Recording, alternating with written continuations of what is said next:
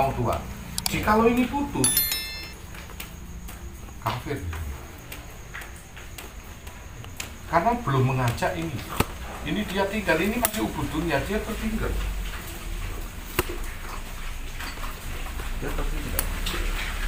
Nah, ini enak. Kurang sithik wae bingung. Ini kon. Nah, pas ini pedot, waduh eman, di saat tua-tuanya dia terputus. Karena ini badan pendohiran, karena sifatnya materi dia terus. Makanya dibiasakan molor. Ya kan? Dibiasakan molor. Istiqomah dalam bidang ibadah dalam kehidupan. Istiqomah. Saat ini harusnya begini. Awalnya ini terlahir di dunia terputus dia. Pendek seperti tadi ini. Ini kan asalnya dengan karet yang sama. Saya putus ini tuh. Karena tidak terlatih panjangan mana. Dengan karet yang sama tadi. Panjangan yang ini kan. Ini baru terlahir. Oke. Karena sering ini nanti karena kehidupan ini panjang. Oke. Panjangan mana? Jauh kan. Ya. Ini masih khawatir putus ya.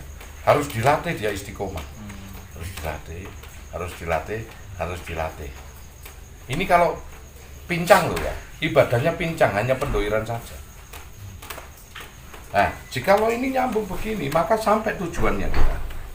Kalau begini, ini begini, nyambung. Maka sampai tujuan kita, lepas ini, loh, sampai. Dalam arti, jikalau kamu memadai badan mami pendohiran secara istiqomah, maka dia sampai kena selamat dia, meskipun dohirin tok saja.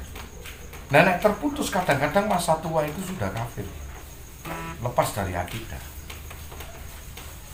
Kalau kita enggak, umpama kita enggak maksano ibadah dari cara bersyariat seperti ini. Ini tadi kan baru putuskan dari bayi, dari asalnya, iya kan? Baru terputus. Ini resiko. Tapi Anda kan istiqomahnya begini. Dari sini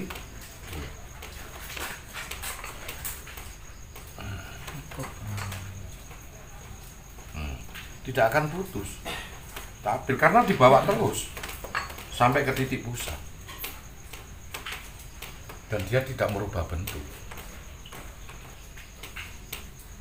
Bayangkan kalau itu pendohiran saja yang dilakukan dari mulai bayi, dia cuma mengenal pendohiran saja. Resiko putus. Kalau nggak putus harus istiqomah, nggak boleh. Maka dilepas yang dari sini, ikut dia kembali.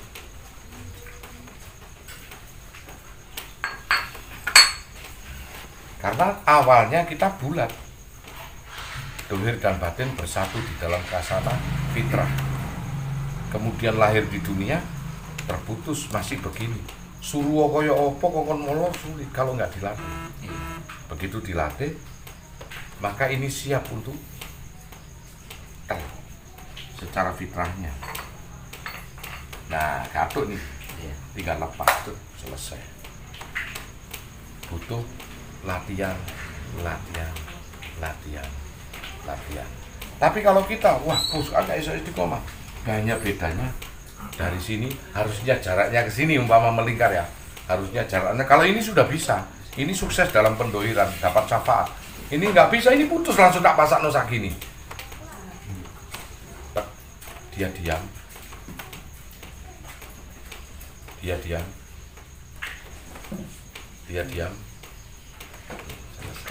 Estafet. Diikuti, dibawa dengan tasawuf. Syariat juga pengetahuan tasawuf itu. Diam.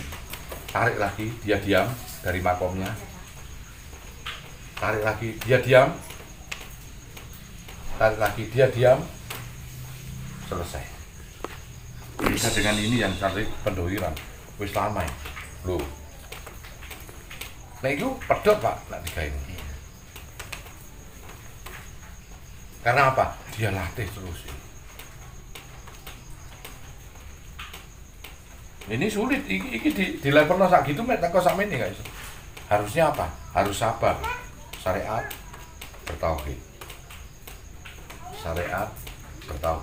Ikut.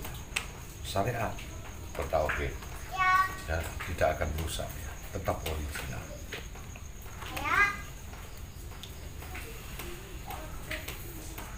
Karena awalnya fitrahnya adalah bersatunya dohir, terpisahkan asyhadu an la ilaha illallah, asyhadu anna Muhammadar Rasulullah. Maka di dalam keyakinan kita asyhadu an la ilaha illallah batini wa asyhadu anna Muhammadar Rasulullah dohiri.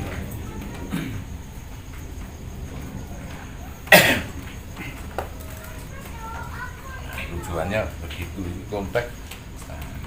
Ya umumnya kenapa kalau ada orang kok ibadahnya ya Gus ya, dia takmir masjid, orang yang ditutup, tapi kok kelakuan ini maaf terputus ya. Akhirnya maaf ya, dia gini nggak nyampe, terputus dari sini, tujuannya di sini terputus. Ini nggak kepake Pak, kebuang iman ini yang dipakai. Harusnya dia nggak akan bisa nyampe lagi. Bisa bertobat harus makom tertinggi Pak. Dia diam,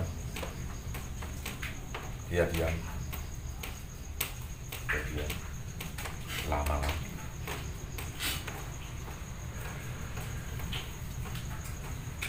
Sidik Pak dipahami.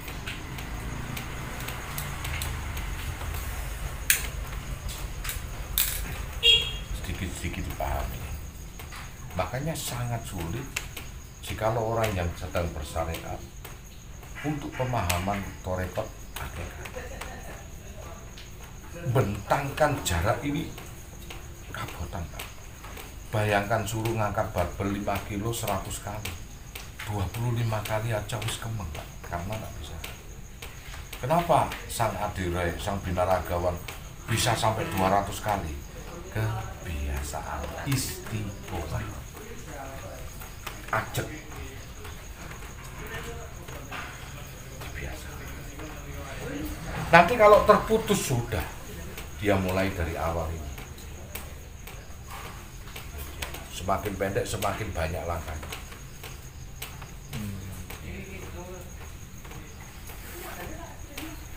Saya ajak dari umur 18, saya hati-hati, teliti, nestiti, hati-hati, teliti, nestiti, tur waspodo, hati-hati, seperti karet iman ini, tegak tapi benturan pertama itu goyangan Pak, nyaris putus, imannya koyok yo, begitu untuk hasutan setitik terputus.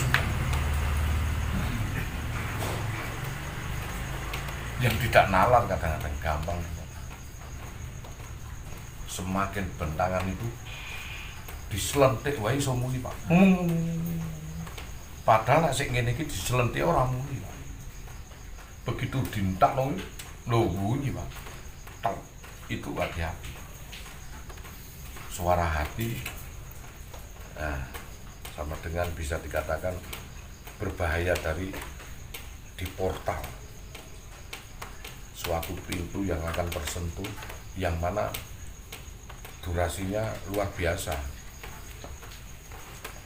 Milih kanan serba repot, milih kiwa serba repot. Yang diperhatikan jangan di luar, dirimu sendiri. Hasutan masuk itu dari luar. Yang notabene bukan dirimu sendiri, adalah setan. Bisikan itu cuma ada dua, di dalam dan di luar. Di luar bukan hak. Sing sejati itu adalah sing sejo ning ati, sing pas untuk dirimu sendiri, sing nyaman dan damai. Hasutan masuk hanya untuk mempengaruhi getarnya gelombang, untuk merubah keyakinan dan iman. Hati-hati. Pelan, semakin latif, halus, semakin latif, dia tidak akan bisa membuat bahaya. Makin latif, pelan. Umumnya menungso kepengen instan. Nek iso, aku bar mlebu toko saulan dadi waliullah.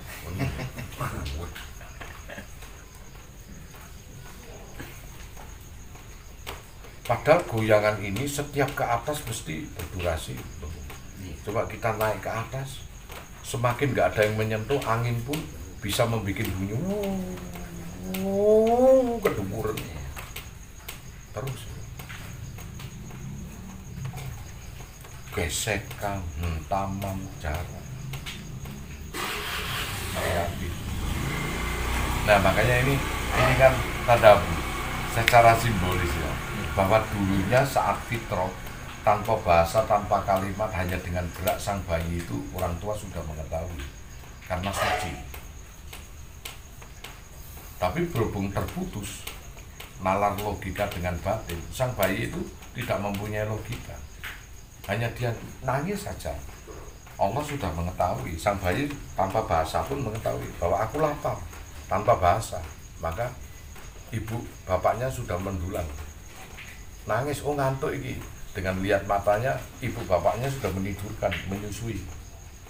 Wah, aku nangis. Didelok, ibu bapaknya sudah mengetahui naluri bahwasanya aku kedinginan, diselimuti. Maka dia diam, tanpa bahasa. Sebetulnya kalau orang suci, tanpa kau minta, Allah sudah menuruti kita. Tanpa bahasa, seperti sang bayi. Kita merujuk seperti itu. Begitu seorang wali, gak usah kau bilang, nak, kebutuhanmu apa, Bapak tahu. Semakin dia tak punya salah, meskipun tidak berdosa, meskipun dia kencing di kasur sekalipun, tidak berdosa meskipun dia beol di kasur sekalipun, tidak ada hukum meskipun dia muntah di kasur sekalipun. Apapun hukumnya akan takluk kalau dia suci, tidak akan ada dosa. Seperti bayi. Tapi semakin mengenal logika ini, akan berdosa, akan jadi masalah. Umur 10 tahun kamu masih ngompol. Lebih masalah lagi umur 20 tahun kau masih ngompol. Termasalahkan lagi umur 30 sudah menikah kau masih ngompol. Tidak bisa disebut manusia berbudi. Semakin lama harus semakin kembali menjadi bayi. Bayi tidak merasakan punya apa-apa. Bahkan dia hanya merasakan suatu rasa bahwa ini bapak ibuku, tapi belum ada penyebutan. Dia tidak rasa kedonyan. Kau kasih uang 1 miliar di depan pun bayi hanya menengok aja, tidak ada gairah. Demikian dengan seorang sufi yang dia hatinya kembali menjadi bayi. La ilaha illallah. Dia tidak senantiasa kepincut urusan dunia, urusan perempuan. Sang bayi meskipun lihat bapak ibunya telanjang, dia tidak akan kepingin yang ini yang itu. Semakin lama istiqomah, kembali pengetahuanmu, rasamu kembali menjadi bayi. Dan kekuatan fisik kita akan semakin mengkerut, bungkuk, kemudian lenyap seperti bayi. Harus diikuti dengan pengetahuan, pemahaman yang kembali kepada fitrah. Itu baru orang sukses. Bukan orang yang sakti mandraguna, orang yang tahu mati. Tapi sang bayi sakti mandraguna. Meskipun orang yang tega apapun dia membunuh, dia tetap tidak tega membunuh sang bayi. Meskipun orang sakti sekalipun, dia tidak akan bikin gara-gara dengan seorang sufi. Malah aromanya, keringatnya, apa sedep, kembali menjadi bayi. Maka itulah dia kembali kepada fitrahnya. La ilaha illallah. Kita boleh keribut, jasad kita boleh bungkuk, tetapi hati kita dipenuhi dengan materi, maka kita belum kembali kepada fitrah yang la ilaha illallah. Seperti bayi diiming-imingi duit, dia bersorak.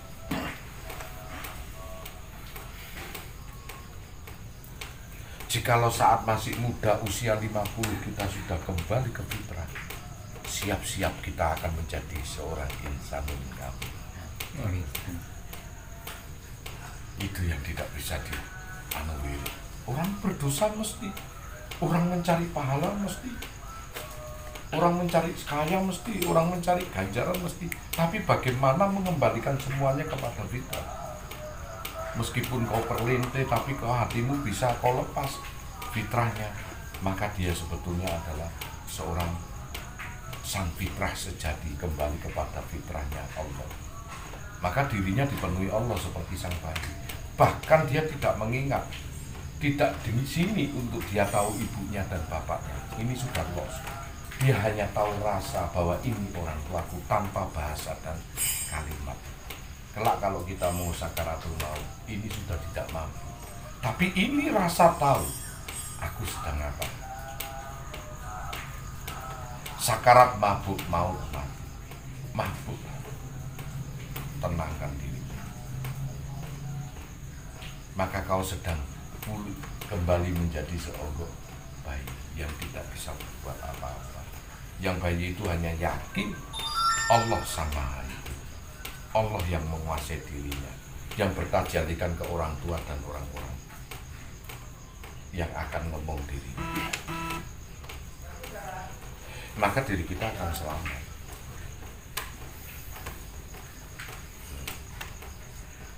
Makanya hawa nafsu inilah yang membuat bahaya putus, Pak.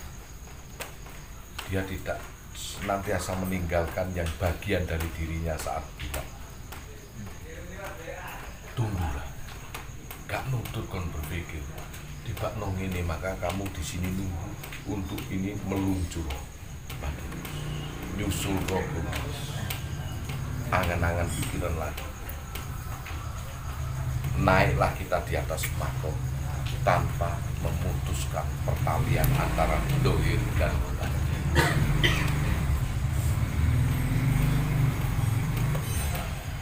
Sabil, ojo terlalu dipaksa nolong. Oh nafsu tetap kepingin dan langsung nututi. Kesopanan mula cariro dibutuhkan untuk mawas diri dan mawas ingsun.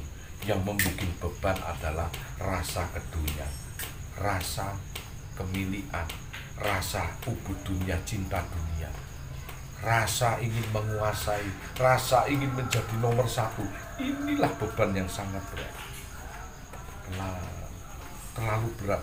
Hilangkan Pak beban ini supaya enteng sisi. Kok gak meluncur-luncur Gus? Hilangkan beban ini biar sedikit naik. Tak naik meneh Gus. Hilangkan beban ini. Hilangkan apa yang gandol ini. Hilangkan. Naik. Enteng. Coba tidak terbebankan. Dia akan mengikut tanpa resiko. Kamu bisa memperkirakan itu. Hilangkan beban ini, kita bertasamu penyeimbang.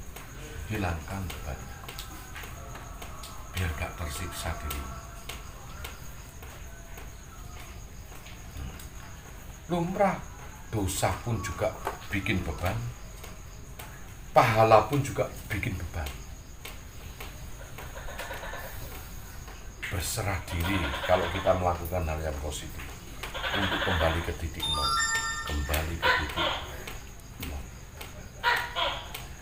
Orang yang melakukan negatif dia akan ketemu dolim, berat juga, lebih berat daripada positif.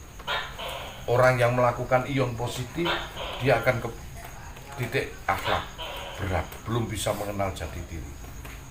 Untuk bisa mengenal jati diri yang berakhlak, diperintahkan untuk berserah diri, gak oleh pitungan, ngenol ke pikiran. Untuk orang yang laku negatif dolim, dia untuk kembali ke titik nol harus membuang dengan cara bertobat, tidak melakukannya, gak cukup barang-barang ini, enteng sudah, kembali ke titik nol. Itu pada porosnya kita selamat. Dulu saya kalau diajari santri, ikuti dohirmu sebagaimana akhlak berperilaku, menunjukkan bahwa kamu sopan dengan gerakmu, menggopan, senyummu, cara tutur katamu, terus bahkan dengan gerakan-gerakan tangan dan tubuh sebagai bahasa kalimat untuk menopang batin kita, bahwa sesungguhnya batinku ini baik, ngikut Pak.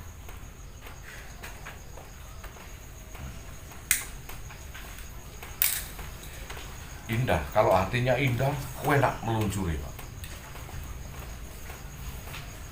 Nah, akhirnya Gus bisa menjelaskan gini karena apa? Dulu saat mudanya, pengaruh kebudayaan sistem literal antara agama itu belum mengetahui betul. Yang ditahu cuma satu, ikhlas dan tulus, pokoknya tak laku. Itulah keuntungannya enteng Gus itu nggawa. Sing tua-tua terbebankan ayat, terbebankan ini, terbebankan itu, terbebankan menghafal dan lain sebagainya, ternyata juga membuat berat. Terbebankan pahala ganjaran ternyata juga membuat berat. Yang namanya barang apik karo barang elek iku bobot Pak jenenge. Nek apik bobote ra sepiro ning sik ngantepi. Apa meneh elek wis gak ono untunge mubadil tapi tambah ngantepi. Yang namanya dosa dan pahala juga beban. Nol. Maka orang Jawa mengatakan orang rumangsani duwe opo-opo masih yo kowe duwe. Meskipun kau kaya, orang rumangsani duwe opo-opo meskipun kowe duwe le. Paham ya?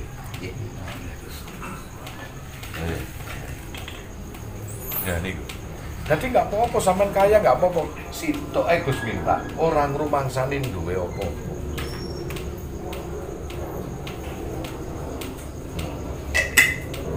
Rasa saya itu begini ya. Oke, saya sudah enggak. Tapi untuk mengajarkan ke mereka itu apa? Wahsi.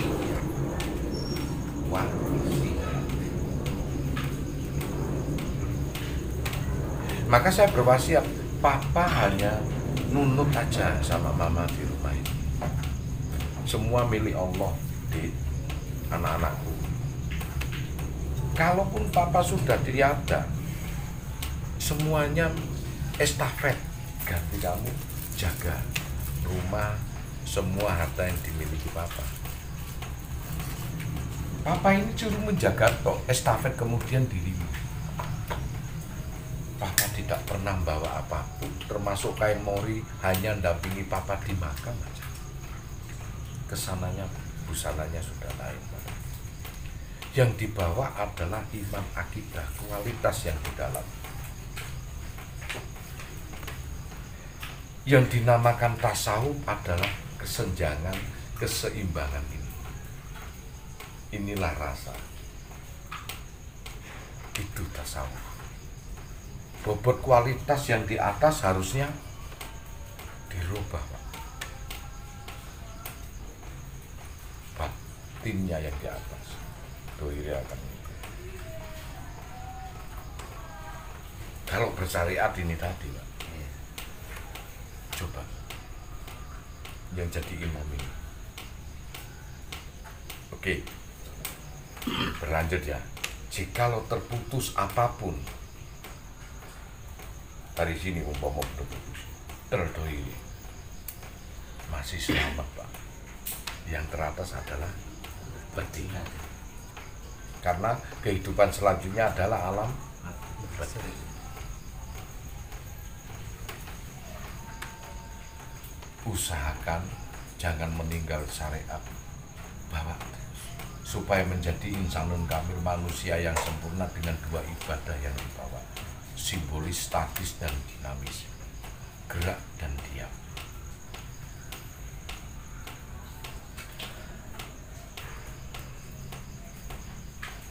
Kalau badan kita menimbulkan pertanyaan, maka hati kita itulah jawabannya.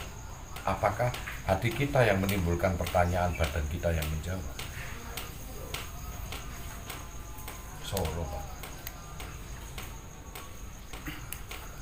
Lalui semua itu, Pak. Kalau badan kita sholat, hatimu kosong, butuh jawaban. Atau sementara batinmu yang ada pertanyaan, kemudian badanmu yang menjawab. Warongko mancing curiga, curiga mancing warongko.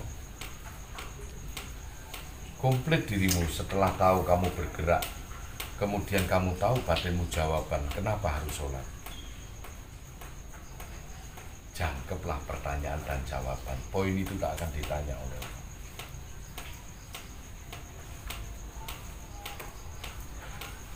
Dalam suatu perilaku.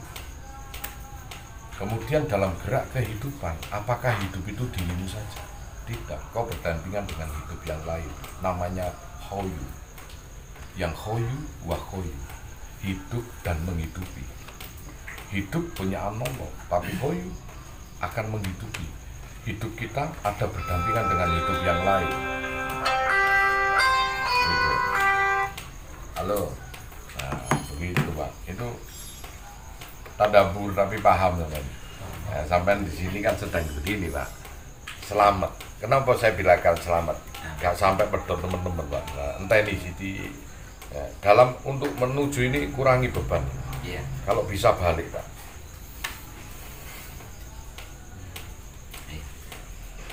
Jadikan landasan batinmu sebagai imam. Anda sedang membaliknya ini. Corong goreng ngono ben mateng luru-luru nih. Telur meskipun digoreng satu sisi yakin. Tapi lebih matang lagi kalau dibalik. Nah, begitu kira-kira. Nah, itu tadi. Oh, pasti faedah sampai ngenteni nang aku. Sampai ini sedang menunggu ini. Biar aku ambek iyangku ya dijelasno ngono. Aku ki ora nyiksa kowe. Dipedhotno karet iki mau, dijak layani.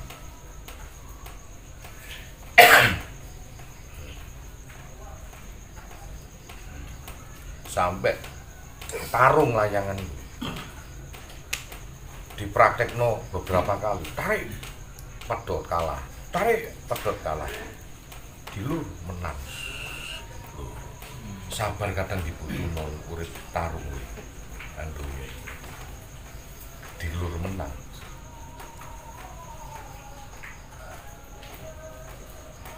Tarik kuat-kuatan ya. Biar aku sing nggawa omblunge, Gus iku nggawa omblunge ngene. Dijak layangan karo eyang iki. Lho kalah ya. Ning piro dikalah iku? Guru sadar Gus. Apa nom kalah terus. Dilur ya. Pak ditarik sih. Malah kalah pedot. Dilur. Kulo ningali tiang-tiang niku dilur. Wah tarik. Coba lambemu dilur. Oh iya menang ya lho. Nah, baru setelah itu kadang untuk tarung di muka bumi ini, di dunia ini dibutuhkan kesabaran di luar dilulu ae. Apa sih karepe lulu? Makon dunia itu mati. Salah. Dengan orang-orang sabar sekualitas sawah.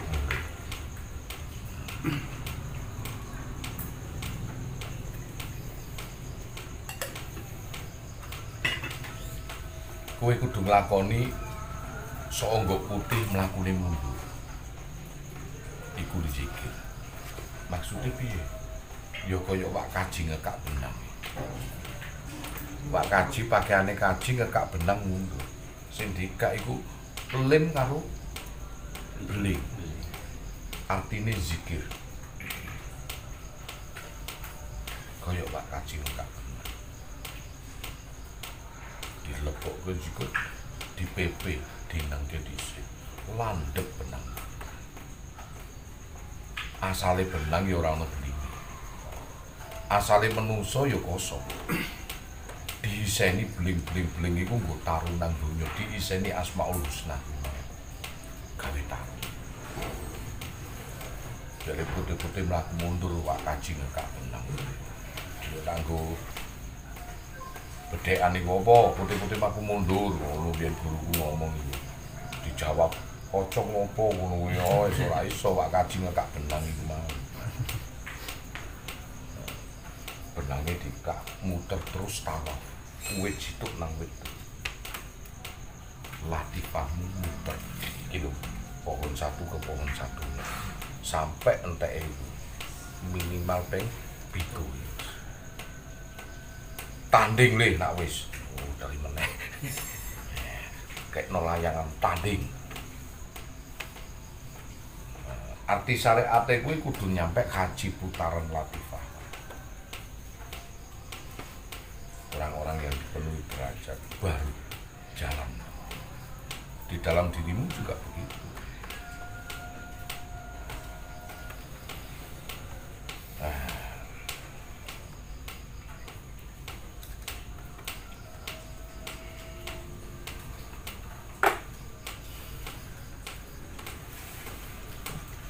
Itu kadang-kadang kita ini harus memahami ya.